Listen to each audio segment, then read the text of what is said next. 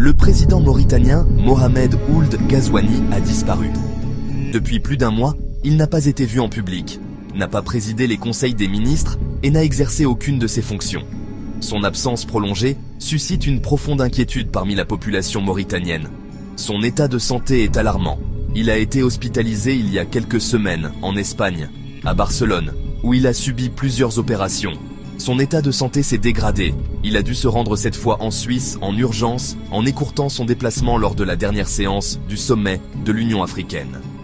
Ould Ghazouani souffrirait de paralysie du visage causée par le trouble du 7e nerf, responsable du contrôle des mouvements des muscles du visage.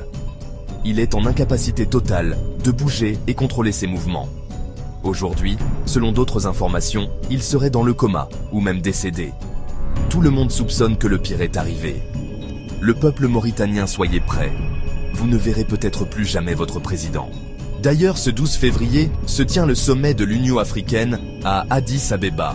Mohamed Ould Ghazouani, qui en est le président en exercice, il faut le rappeler, est absent. À sa place, il a envoyé le ministre des Affaires étrangères, Ould Merzoug. Son absence à un sommet aussi crucial ne peut être justifiée que par une situation extrêmement grave. Mais, au-delà de son absence, c'est la gestion du pays qui soulève des interrogations. En son absence, ce n'est pas le Premier ministre qui gouverne, mais le ministre de l'Intérieur. Cela signifie que le pouvoir est entre les mains des forces de sécurité, ce qui laisse planer un doute sérieux sur la stabilité du régime. La question est, que va-t-il se passer pour le pays si le pire venait à se produire? L'histoire de la Mauritanie est marquée par des coups d'État, souvent déclenchés lors des déplacements des présidents à l'étranger. Aujourd'hui, le peuple s'interroge. Que se passe-t-il réellement?